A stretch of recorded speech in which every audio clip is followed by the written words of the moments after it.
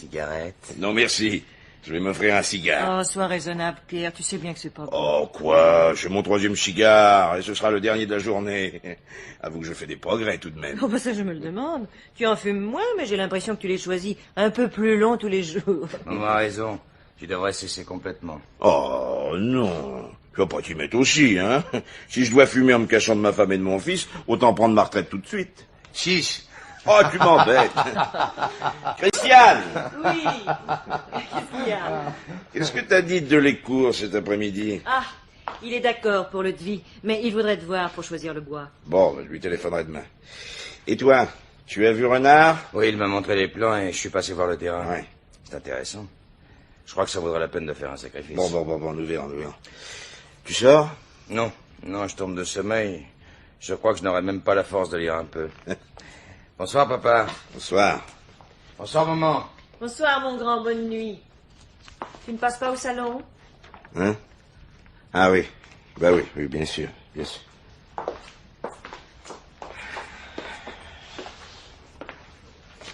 qu'est-ce que tu as, Pierre? Je n'ai pas voulu te poser la question devant Yves, mais depuis que tu es rentré, tu n'as pas cessé d'être préoccupé. Tu as des ennuis? Oh. Oui et non. Je sais pas. Comment ça, tu ne sais pas? Tiens, assieds-toi une minute. Oh. Je vais t'expliquer. L'autre jour, après que Ringier ait examiné mon cœur et qu'il m'ait mis en garde, Oui. nous avons bavardé un peu. Et je fais une plaisanterie sur l'éventualité de ma disparition. Oh, parce que tu t'imagines Non, attends. La question n'est pas là. De fil en aiguille, nous en sommes venus à parler un peu plus sérieusement, et c'est alors qu'il a fait allusion à ma succession. Oui. Problème qui ne m'avait jamais préoccupé, je l'avoue, et dont toi et moi n'avons jamais parlé. Et pour cause, où est-il le problème? Ah, c'est bien ce que je me dis. Tu es aussi naïve et insouciante que moi. Parce que nous avons travaillé pendant 25 ans en ne pensant qu'au chantier, parce que tu m'as aidé à en faire ce qu'il est devenu, et parce que tu as élevé Yves et Bernard sans faire la moindre différence, tu t'imagines que tout est simple. Il n'en reste pas moins que si je mourais demain, Bernard hériterait des 3/4 de tous nos biens. Mais comment ça? Quand Isabelle est morte, en mettant Bernard au monde, son père a pris certaines dispositions. Il voulait bien que je me remarie pour que Bernard ait une mère. C'était même indispensable. Mais il entendait protéger son petit-fils. Il m'en a d'ailleurs prévenu très honnêtement et j'ai trouvé la chose naturelle. Du moment que cela ne changeait rien, que je gardais l'affaire en main et que nous vivions tous en harmonie, pas de problème. Bon, et maintenant? Eh bien maintenant c'est assez simple. Toi et moi, depuis 25 ans, nous avons travaillé gratuitement à multiplier par 10 le capital de Bernard. Il ne vit plus avec nous. Vendre du bois serait indigne de lui. Et c'est son frère qui travaille comme 4, mais c'est tout de même lui le patron. Tu ne trouves pas ça un peu violent, non? Oui, peut-être avons-nous été un peu négligents, tu as raison, mais enfin, il n'y a pas de quoi dramatiser, non? Nous nous entendons très bien avec Bernard. Il a toujours montré beaucoup d'affection pour moi, et je le vois mal en train de nous faire des histoires. Et tant que je serai là, aucun risque, d'accord. Je n'y serai pas toujours. C'est bien ce qui m'inquiète. Non, j'irai le voir la semaine prochaine. Et pour lui demander quoi? De régulariser cette situation de façon normale et équitable. Si je viens à mourir, j'entends que tout soit réparti en 3 parts égales. Oui, et même ainsi, il aura déjà plus qu'il ne mérite. Bon, comme tu voudras, mon chéri. Mais tâche de ne pas trop le brusquer. Tu connais sa sensibilité. Hein? Mais oui, ne t'inquiète pas. À t'entendre, on ne croirait jamais que c'est moi le père et toi la belle-mère. Je ne le mangerai pas, ton petit canard, va. Sois tranquille.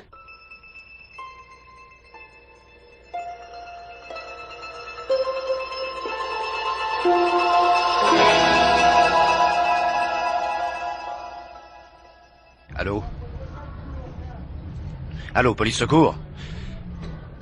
Ici Marcel Dognaud, chauffeur de taxi. J'ai un client qui vient de s'affaler sur ma banquette arrière.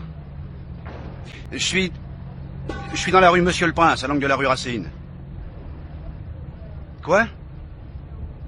Bah oui, évidemment, si c'était pour une entorse, je vous aurais pas appelé. Oui, bah je suis peut-être pas médecin, mais vous pouvez me croire quand même, hein. Il est tout ce qu'il y a de plus mort, mon client.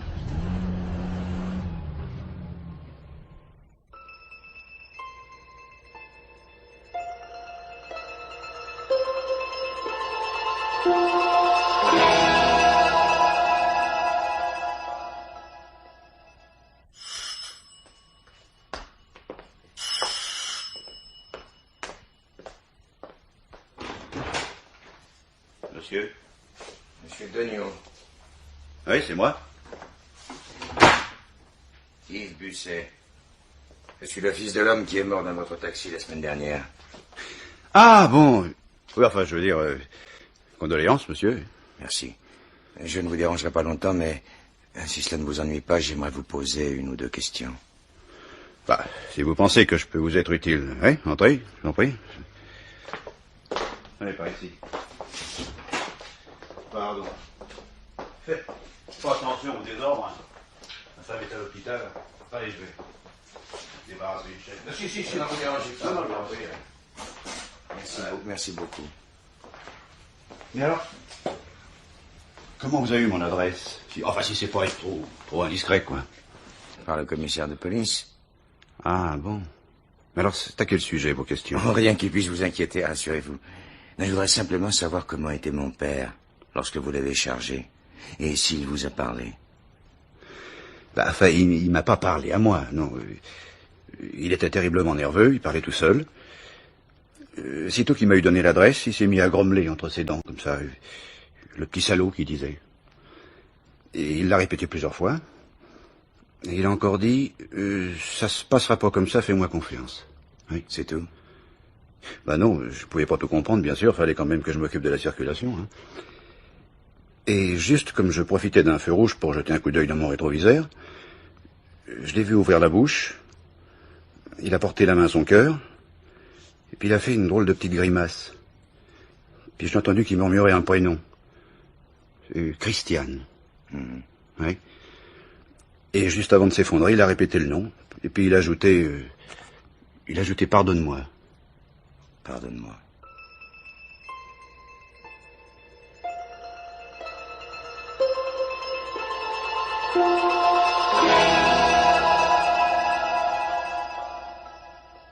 Christiane, pardonne-moi.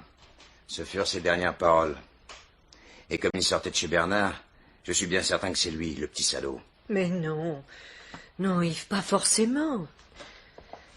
Mais de toute façon, tu vois, ce qui me bouleverse le plus, c'est ce... Christiane, pardonne-moi. Qu'aurait-il bien pu avoir à se faire pardonner, le pauvre chéri?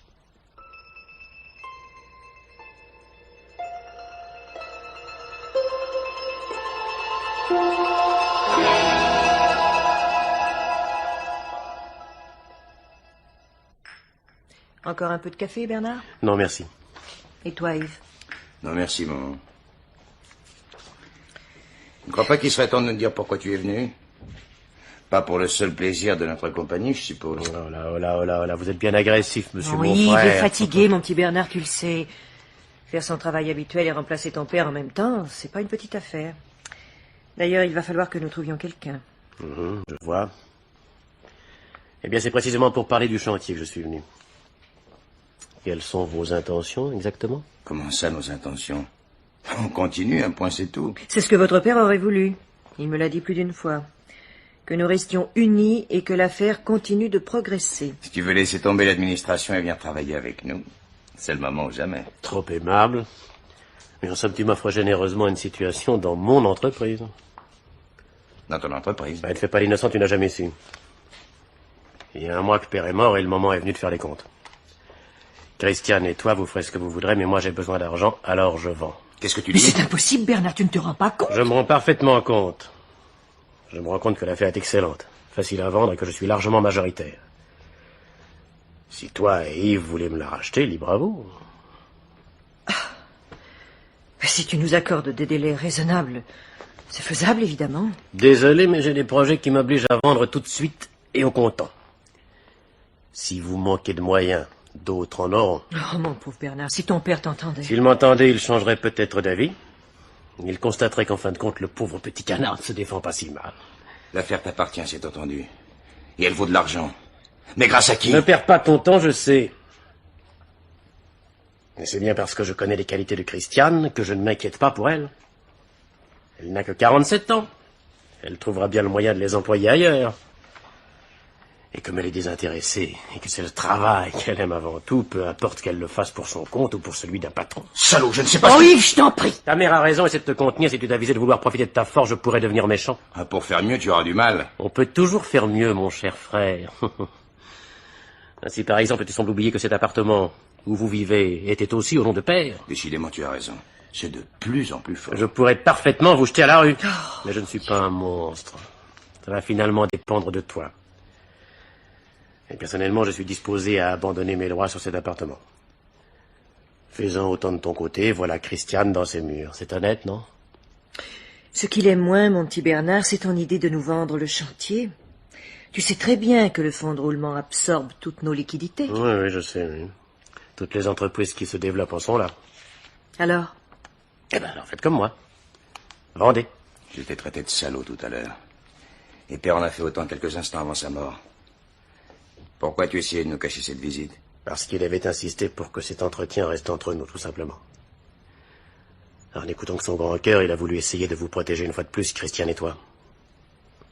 Et il était venu me proposer en toute candeur le rachat de mes parts. J'ai refusé, bien entendu, il n'y avait pas de raison. Par contre, tout en réservant mes droits pour l'avenir, je me suis engagé à ne pas bouger tant qu'il dirigerait l'affaire. L'avenir est arrivé très rapidement, j'en suis navré pour vous, mais je n'y suis pour rien. C'est vite dit. Père est mort un quart d'heure après t'avoir quitté, et en jurant contre toi. Il n'a jamais aimé qu'on lui tienne tête et il est parti furieux, d'accord. Pour le reste, c'est regrettable, mais il ne s'agit que d'une malheureuse coïncidence. Tu sais ce que tu es? Tu veux que je te dise une bonne fois ce que je pense de toi? Pas la peine, je le sais. Et de toute façon, ça ne m'intéresse pas.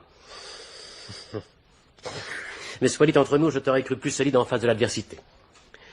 Prendre des airs protecteurs quand on est costaud que tout va bien, c'est facile.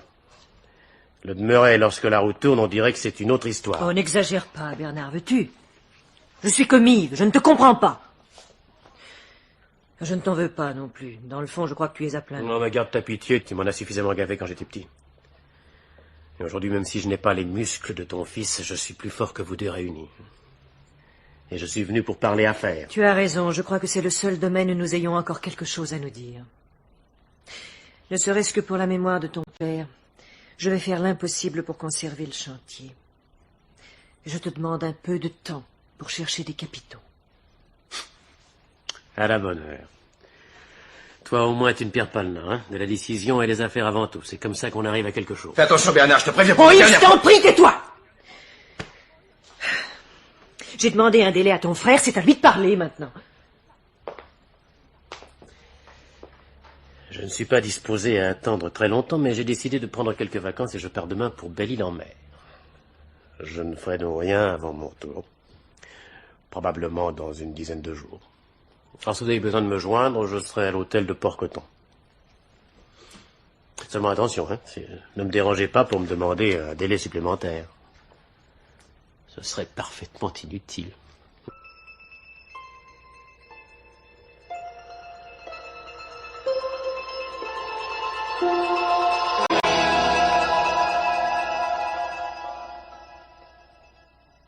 Cet équipement de chasse sous-marine, vois-tu, cette combinaison, ces bouteilles et ce fusil, tu ne peux pas savoir ce que ça représente pour moi. C'est le symbole de ma nouvelle vie, en quelque sorte. Le symbole de ma puissance et de ma réussite. Joël, tu m'écoutes? Mais oui, mon chéri, je t'écoute. Ça n'a pas l'air de t'intéresser beaucoup, en tout cas. Bien sûr que si, voyons. Seulement, Seulement? ça m'intéresse par rapport à toi. La pêche, moi, je n'y connais rien. Depuis que nous avons quitté Paris, tu ne m'as pour ainsi dire pas parlé d'autre chose. Je vois, madame préfère sans doute la conversation de notre voisin de table. Allons bon. Mais qu'est-ce que tu vas encore chercher? Oh, j'ai pas besoin de chercher bien loin. Ben, non seulement cet imbécile te dévore des yeux à longueur de repas, mais il est clair que ça ne te déplaît pas. Et que veux-tu que je fasse? Que je lui tourne le dos? Alors que c'est toi-même qui as engagé la conversation. Si tu n'éprouvais pas le besoin de raconter tes histoires de pêche à tout le monde, nous serions peut-être plus tranquilles. La question n'est pas là. Tu es ma femme, j'entends que cela se sache et que cela se voit. Parader au soleil et aguicher tous ces voyeurs imbéciles, c'est fini. Je t'ai expliqué longuement ce qu'était pour moi une épouse. Je voudrais bien ne pas avoir à te le répéter tous les jours. En fait, tu es drôle, Bernard. Je ne peux tout de même pas vivre enfermé à l'hôtel pendant que tu vas à la pêche.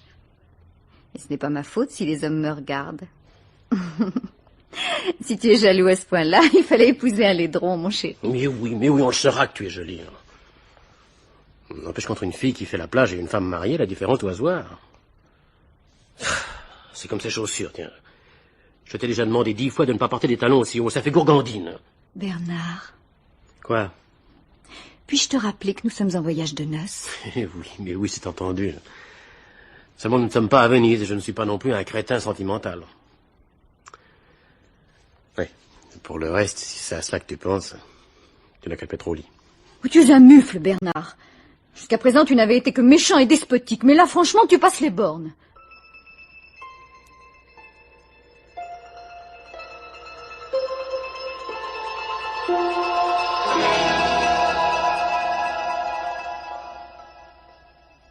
Et voilà, monsieur Meunier. Voilà l'homme que j'ai épousé.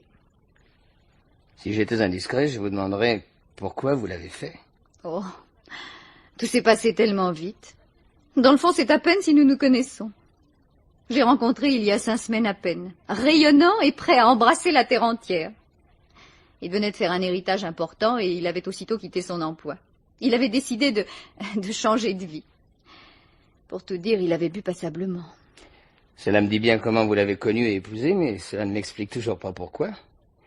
Car enfin, sans vouloir être méchant, il n'a tout de même rien d'un don Juan, votre petit bonhomme de mari. Non, bien sûr.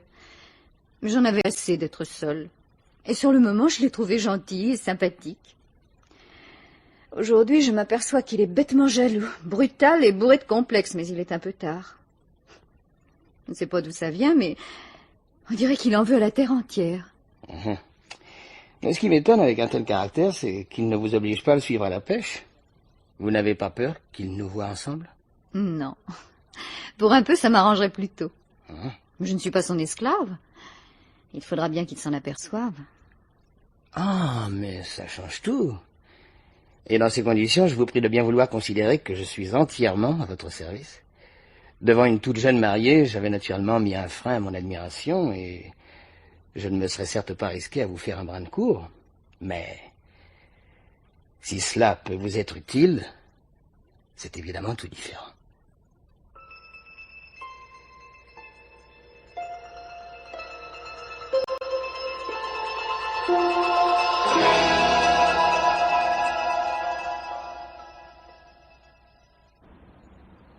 Bernard! Nicole! Qu'est-ce que tu fais là? Oh ben ça alors! Et toi? Voyage d'affaires. C'est mon droit, je suppose, non? Un voyage d'affaires? Tu viens à Belle-Île, tu sais que je suis en vacances à Quiberon et tu ne me dis rien? Oh ben ça alors! En somme, si j'étais pas venue ici en excursion, je n'aurais même pas su que tu étais là. Les affaires d'abord, je te l'ai toujours dit. Mais si, je comptais passer par Quiberon en rentrant et te faire la surprise. Tu es seul? Non, papa et maman sont avec moi. Et toi? Quoi, moi? Tu es seul? Évidemment, je suis seul. Tiens, asseyons-nous là. Prends un verre. Je te préviens, j'ai pas beaucoup de temps. Garçon! Garçon, 2 cafés. Bernard, si je m'arrangeais pour que papa et maman rentrent à Quiberon sans moi, ça te ferait plaisir? T'es folle, non? Tu veux tout de même pas leur dire j'ai rencontré Bernard, je reste passer la nuit avec lui. Oh, bien sûr que non, je trouverais autre chose. Nous avons beau être fiancés, ils n'apprécieraient pas. D'ailleurs, à ce propos... Pardonnez-moi de vous interrompre, monsieur, mais on vient de téléphoner. On vous attend à votre hôtel. Votre frère vient d'arriver. Mon frère? De Paris, oui. Il vous attend au bar avec votre femme. Qu'est-ce qu'il a dit? Il a dit votre frère vous attend au bar avec votre femme. Et maintenant, je te préviens que si tu fais mine de commencer une scène, je te plante là définitivement. Bernard... Bernard, oui, je suis marié, tu viens de l'entendre. Ça ne change absolument rien pour nous, je peux m'expliquer très bien là-dessus. Mais à condition que tu laisses tes larmes au vestiaire. Oh, qu'est-ce que tu veux m'expliquer? Que tu m'as promis de m'épouser alors que tu étais déjà mariée? C'est classique et je me suis laissée prendre comme la dernière des idiotes. Je n'ai pas fait que te promettre le mariage, si j'ai bonne mémoire. Je t'ai aussi remis un testament faisant de toi ma légataire universelle. Lequel testament est toujours en ta possession. Étant marié sous le régime de la séparation, il est parfaitement valable. Et il n'y a rien de changé entre nous. Oui, cela dit, réfléchis une seconde et réponds-moi franchement.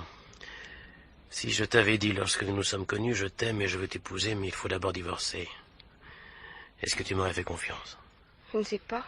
Peut-être pas, non. Tu peux même dire sûrement pas. Alors je le savais, c'est ce qui m'a condamné à mentir. À cela mis à part, je t'aime et il n'y a rien de changé. Tu veux dire que... Que je divorce parfaitement. J'ajoute que la procédure est déjà entamée. Il y a longtemps que t'es marié? Bien trop longtemps, hélas. Si tu y tiens, je te raconterai tout ça un jour. Pour l'instant, j'ai d'autres soucis. Cette visite de mon frère ne me dit rien qui vaille. Pourquoi? Il sait que je suis ici pour affaires et qu'il risque d'y perdre le chantier. Il est sans doute venu se traîner à mes pieds, mais il en sera pour ses frais de voyage. Seulement, tu comprends bien, petite Nicole, que ce n'est vraiment pas le moment de m'accabler. Oh, bien sûr, mon chéri, bien sûr. Du moment qu'il n'y a rien de changé entre nous, t'as raison. Les affaires avant tout. Merci, mon petit, merci. Je savais que tu me comprendrais. Bon, alors maintenant, tu vas être gentil et regagner Quiberon avec papa et maman. Quand tu rentreras de vacances, mes affaires seront réglées, mon divorce bien avancé, et nous pourrons enfin parler sérieusement de nos projets. Tu veux? Très bien, mon chéri, je te fais confiance. Seulement, j'espère que tu n'es pas en train de me raconter des histoires. Moi, si c'était le cas, je ne pourrais que pleurer et être malheureuse, mais mon père ne l'accepterait pas. Qu'est-ce que ton père vient faire ici? Eh bien, il est au courant de nos fiançailles, je te l'ai dit. Il attend toujours que tu viennes te présenter. S'il apprenait que tu t'es moqué de moi, je ne sais pas de quoi il serait capable. Il est terrible, tu sais. C'est un homme à principe et qui ne badine pas. Aucun danger, fais-moi confiance. Par contre, à propos de danger, je n'aime pas beaucoup l'idée de mon frère et de ma femme en train de discuter derrière mon dos. Dans notre intérêt à tous les deux, mieux vaudrait que j'y aille sans plus tarder. Oui, bien sûr, je comprends. Tu ne m'embrasses pas? Pas en public, voyons, soyons prudents. Bon, je te ferai signe dès ton retour à Paris. Au revoir.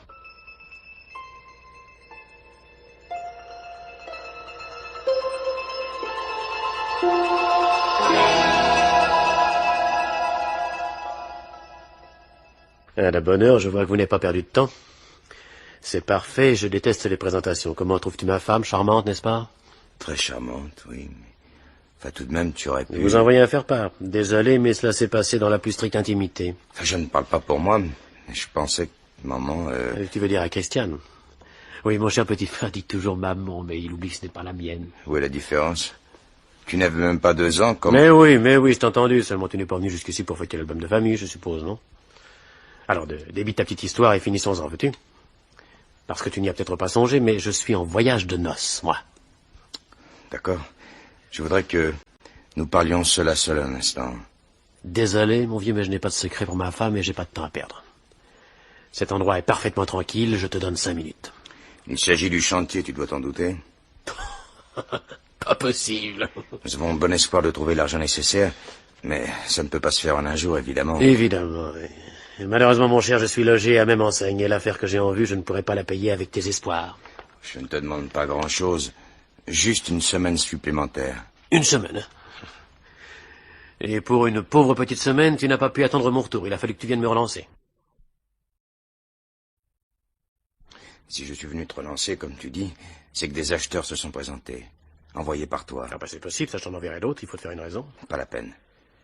Ceux-là semblent sérieux et ils sont preneurs. Eh ben mais c'est parfait, voilà au moins une bonne nouvelle. Je leur ai dit que nous avions une option. Petit malin, va, tu mériterais que je leur télégraphie. Sincèrement, je ne te le conseille pas. Oh, ça mais... Tu me menaces, on dirait. Non. Parce que tout de même, je ne te crois pas capable... Tu ne m'as jamais cru capable de rien. Hein. Tu en as profité longtemps pour jouer les protecteurs et te faire valoir. Mais c'est fini, mon cher. Fini, nini.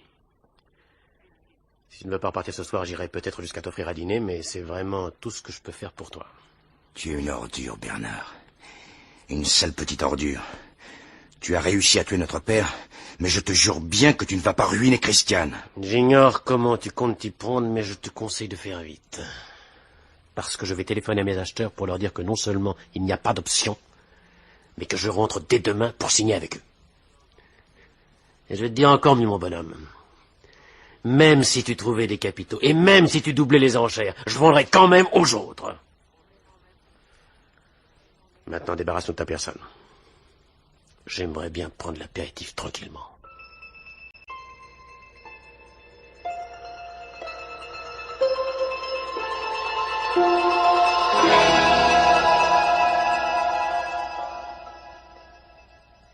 Toute seule?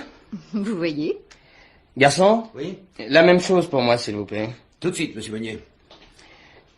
Monsieur Busset est à la pêche? Pour la dernière fois, oui. Nous partons cet après-midi. Qu'est-ce que vous dites? Enfin, c'est une catastrophe. Vous êtes gentil, mais vous exagérez. Mais pas du tout. Je m'étais fait à votre présence, moi, nos petits bavardages. Ah non, très sincèrement, vous allez me manquer beaucoup. Les estivantes ne manquent pas, monsieur Meunier. Non, mais sérieusement, nous n'allons pas nous dire adieu tout de même. Vous me permettrez bien de vous revoir à Paris. Franchement, je ne sais pas. Donnez-moi toujours votre carte. Peut-être vous ferai-je un petit signe. Peut-être. Seulement, si vous ne le faites pas, moi, je n'aurai aucun moyen de vous retrouver. Il y a toujours le hasard. Quoi qu'on en dise, Paris n'est pas si grand. Alors là, je ne suis pas de votre avis. Et je peux vous affirmer que... Pardon, monsieur Meunier. Madame Busset, je viens de recevoir un coup de téléphone concernant votre mari. Madame Busset, il a eu un accident. Un accident? Dans les rochers, oui, au bord de la mer. Enfin, j'ai bien peur que ce ne soit très grave.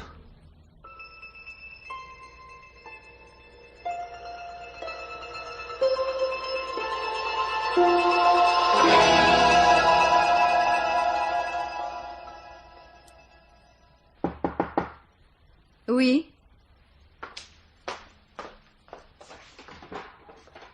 Ah, c'est vous, monsieur Meunier.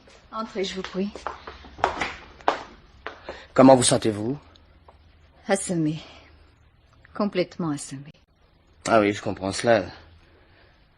J'ai obtenu des gendarmes qu'ils vous laissent le temps de vous reposer un peu avant les formalités d'usage. Malheureusement, il en est une que je ne puis vous éviter. Il va falloir que vous alliez reconnaître le corps. Tout de suite?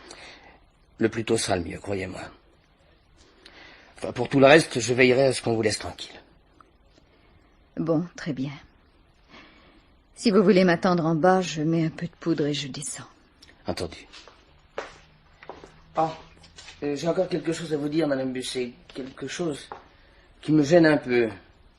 Qui vous gêne? Oui.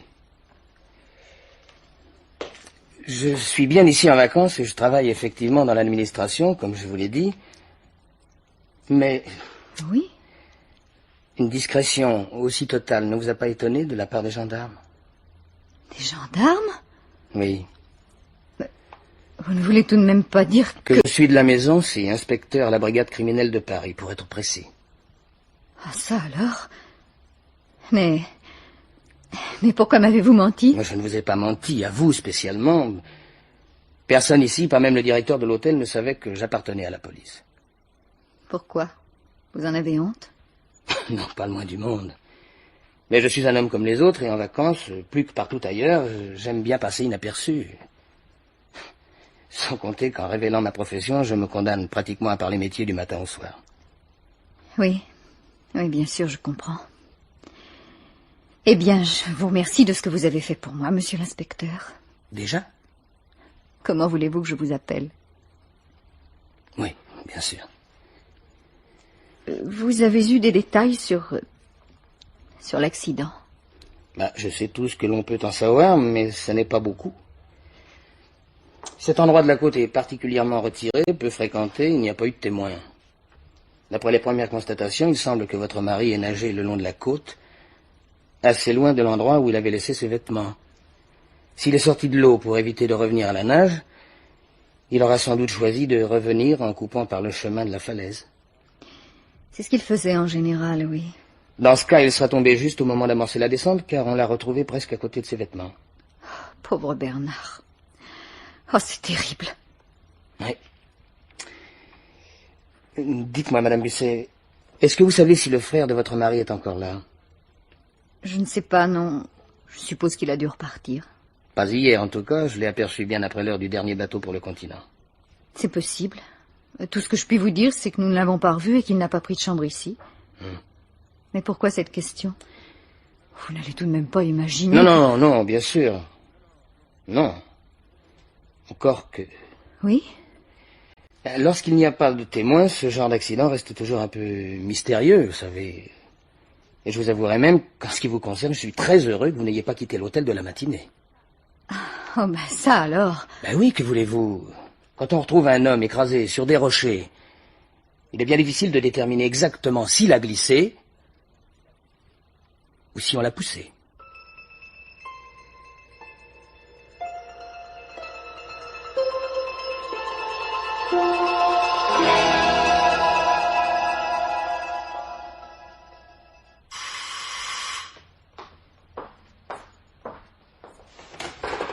Madame Christiane Busset?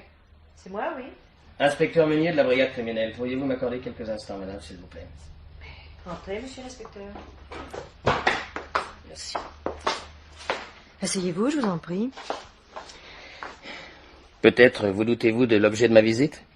Ah, à moins qu'il ne s'agisse de l'accident survenu à mon beau-fils, non, je ne vois pas. C'est bien de cela dont il s'agit, oui. Ah? Ça vous étonne? Un peu, oui. Il s'agit d'un accident, l'enquête est close, et vous me dites appartenir à la brigade criminelle, alors... Non, je vous ne avez vois raison, pas. madame, l'enquête est close et je ne vous cacherai pas que je ne suis pas ici en service commandé. Ah bon? Eh bien, je vous écoute, monsieur l'inspecteur. Voilà. En vacances à Belle-Île, je me suis trouvé voisin de table de votre beau-fils et de sa femme. Oui. Et si je suis ici aujourd'hui, à titre personnel pour l'instant, c'est que je ne suis pas certain qu'il s'agisse vraiment d'un accident. Comment? Mais c'est impossible, voyons. Ce serait Monstrueux, oui, monstrueux. C'est le mot qui convient pour la plupart des crimes. Mais il y en a malheureusement tous les jours. Enfin, cela dit, je n'affirme pas encore que nous soyons en présence d'un crime. Là, maman, je ne t'ai pas entendu. Ah, Oh, pardon. mon fils, monsieur l'inspecteur. Monsieur. Le frère de Bernard. L'inspecteur Meunier de la brigade criminelle. La brigade criminelle? Bonjour, monsieur. J'étais en train d'expliquer à madame votre mère que j'ai quelques doutes concernant la mort accidentelle de votre frère. Et j'allais précisément ajouter que, si nous pensons crime, je serais fondé à vous demander quelques explications. Mais qu'est-ce que vous dites? Non, laisse, maman, ne Enfin, t'inquiète pas. Continuez, monsieur l'inspecteur. Merci. Non, si je ne m'abuse, vous étiez encore à Belle-Île le matin de l'accident. C'est exact, oui. J'avais vu mon frère la veille au soir et il n'avait pu attraper le dernier bateau. Je suis donc parti le lendemain, mais sans savoir que mon frère était mort, bien entendu. Dans le cas contraire, je me serais fait connaître. À quelle heure êtes-vous parti? J'ai pris le bateau de 16h30. Et il y en avait le matin, pourtant. Étant réveillé un peu tard, j'avais décidé de déjeuner là et de faire un petit tour. En passant, je vous signale tout de même que j'étais au palais, et non à Port-Coton. Ah, je ne l'ignore pas, monsieur Busset, mais vous avez très bien pu prendre un car pour Port-Coton et pousser ensuite jusqu'aux falaises. Vous y rencontrez votre frère. Vous vous disputez. Mais enfin, c'est insensé, monsieur l'inspecteur. Vous n'avez pas le droit. Je t'en prie, maman. L'inspecteur ne m'accuse pas. Il énumère des possibilités. Or, il a parfaitement raison. Matériellement, j'ai très bien pu tuer Bernard. Ah non, mais tu deviens fou, toi. Laisse-moi parler. Je te jure que je n'ai pas tué Bernard. Mais il n'en est pas moins vrai que j'aurais pu le faire. Et l'inspecteur finira bien par apprendre, s'il ne le sait déjà, que nous nous détestions. Oh, maintenant, tais-toi, ça suffit. Non. Ridicule. Mon frère était un pauvre type. Sa mort ne me touche pas. Et je ne vois pas pourquoi je m'en cacherais. Bon. Cela dit, monsieur l'inspecteur, je serais curieux de savoir pourquoi, à votre avis, j'aurais tué mon frère. On peut tuer dans un moment de colère, monsieur Busset, sans préméditation et sans mobile précis. Cependant, côté mobile, je crois savoir que votre frère menaçait de vous chasser d'ici, purement et simplement. Non, mais puisque vous êtes si bien renseigné, vous devez savoir également qu'il venait de se marier. Si sa femme hérite, ce qui est probable, cela ne changera rien pour nous. Cette jeune personne n'a peut-être pas les mêmes raisons de vous en vouloir. Il est possible qu'elle se montre plus conciliante. Pour tout vous dire, je la connais un peu. Et elle m'a dit avoir été très choquée par l'attitude de son mari envers vous. Ah. Oui. Eh bien, dans ce cas, vous me voyez ravi, monsieur l'inspecteur. Je n'avais rien prévu de tout cela. Je n'ai pas tué mon frère, mais vraiment, je suis ravi de ce que vous m'apprenez.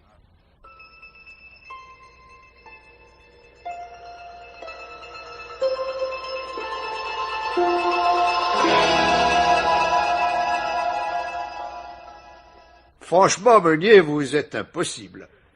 Si vous n'êtes pas capable de prendre 15 jours de vacances sans voir des crimes partout, vous feriez aussi bien de rester à Paris. Bon, d'accord, commissaire, d'accord, mais enfin, maintenant que j'ai commencé, vous n'allez pas me laisser tomber. Ça, c'est encore à voir. Qu'est-ce que vous voulez au juste? Eh bien, pour tout dire, il faudrait que nous obtenions une commission rogatoire du parquet de Vannes. Quoi? Ah non, mais vous êtes tombé sur la tête. Une commission rogatoire pour une affaire classée? Pour un accident qui est presque certainement un accident? Ah non, non, merci, non. J'ai pas envie qu'on se moque de moi. Ben, c'est pourtant le seul moyen. L'ouverture du testament a lieu la semaine prochaine, et le notaire refuse froidement de m'y laisser assister si je ne suis pas mandaté.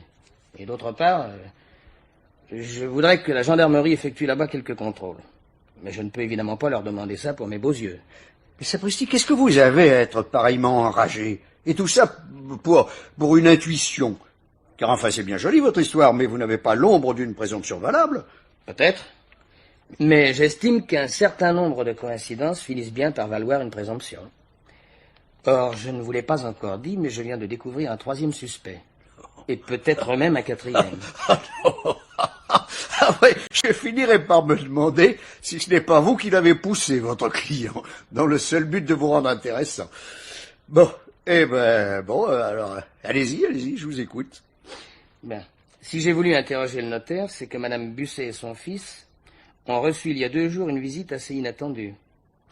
Celle d'un certain Ribérac, dont la fille aurait été fiancée à Bernard Busset, lequel aurait remis en gage à la jeune fille un testament en sa faveur. Si bien que le père, tout fanfaron, est allé trouver les Busset pour leur dire qu'il n'était pas un ogre et qu'il ne leur mettrait pas le couteau sur la gorge. Bon, et alors?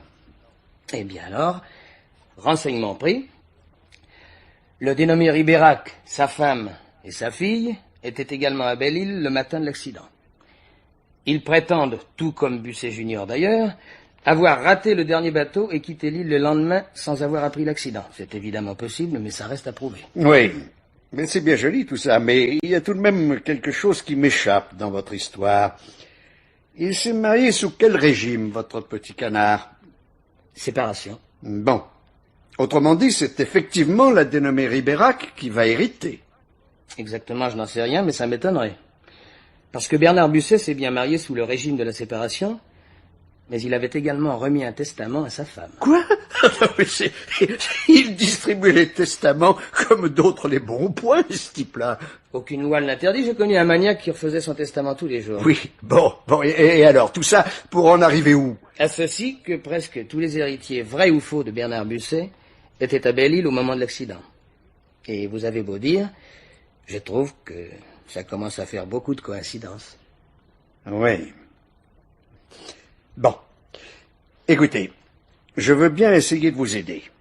Mais je vous préviens, si jamais vous vous êtes trompé, on saura quel est le génie qui avait échafaudé tout ça.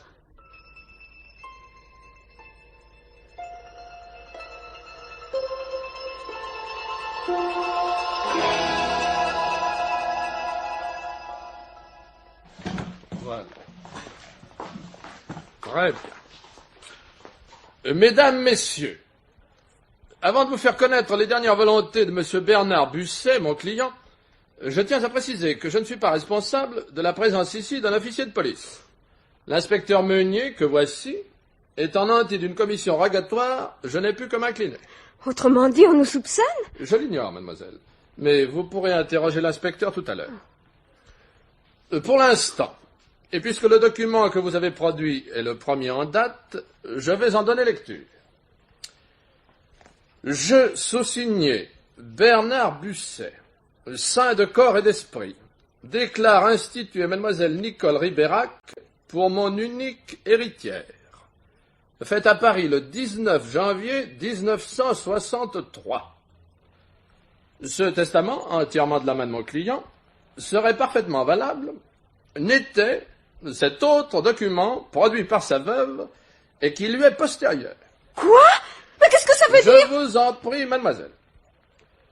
Je, sous-signé Bernard Busset, saint de corps et d'esprit, déclare instituer ma femme Joëlle, née Morlaix, pour mon unique héritière.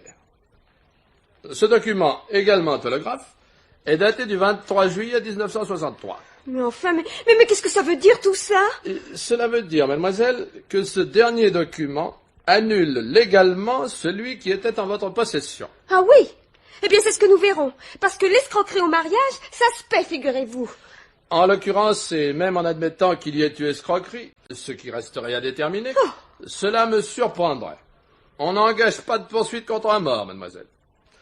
Tenez, voici votre pièce à conviction, si vous voulez. Cela dit, je détiens moi-même un troisième document, lequel m'a été remis par mon client peu après son mariage. Le voici. Il s'agit d'un pli cacheté dont j'ignore le contenu et dont je vais prendre connaissance devant vous. Je sous-signais Bernard Busset, saint de corps et d'esprit. Ça, c'est à voir. Je sous-signais Bernard Busset, saint de corps et d'esprit. Déclare annuler purement et simplement tout testament et codicile établi par moi jusqu'à ce jour. Fait à Paris le 24 juillet 1963. Je constate qu'il n'y a qu'un jour de différence entre ce testament et celui que vous m'avez remis, Madame Busset. Malheureusement pour vous, cela est amplement suffisant. Mais vous voulez dire que... Qu'en fin de compte, et en dépit de tant de papiers, votre mari est mort intestat. Oui. Comme vous n'êtes pas, du fait de la séparation, héritière en tant qu'épouse, la totalité des biens de mon client fera retour à son parent le plus proche, c'est-à-dire à monsieur Yves Busset, son frère.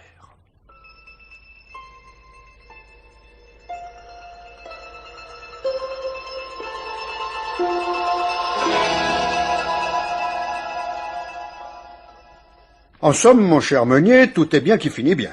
Le bon frère et la gentille belle-mère garderont leur entreprise. Et la jolie veuve, se retrouvant finalement sans un sou, vous oserez peut-être reprendre votre cours, hein. Et le crime, dans tout ça, hein? Ce fameux crime, pour lequel vous m'avez fait jouer des pieds et des mains. Où est-il? Dans ma poche, commissaire. Quoi? Bernard Busset a bien été assassiné, et je ne sais par qui.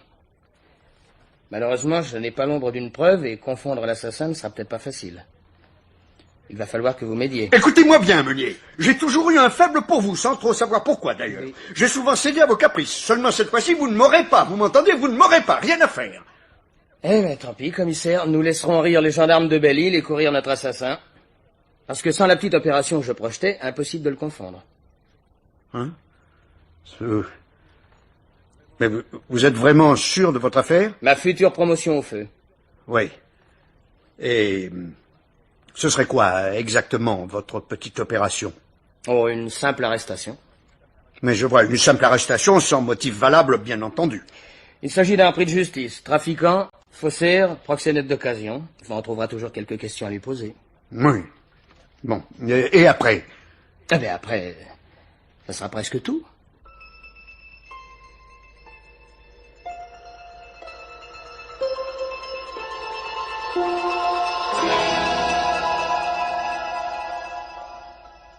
Ah, ça, mademoiselle... Pardon, madame, je veux dire, excusez-moi. Vous pouvez vous vanter de lui avoir tourné la tête à mon inspecteur. Ce n'est plus un jouvenceau, je lui ai toujours connu la tête solide, mais là, franchement, je ne le reconnais plus. Il est très gentil, et je me demande ce que j'aurais fait sans lui. Nous avions sympathisé dès que nous avons fait connaissance, mais après le malheur qui est arrivé, il a vraiment été extraordinaire. Croyez bien qu'à sa place, j'en aurais fait autant. Nous ne sommes pas tous des ogres, quoi qu'on en dise. Eh bien, je m'en aperçois, oui. Cela dit, Madame Busset, ne croyez pas que la seule curiosité m'ait poussé jusqu'ici. Si je suis venu vous voir, c'est qu'il y a du nouveau concernant la mort de votre mari. Ah?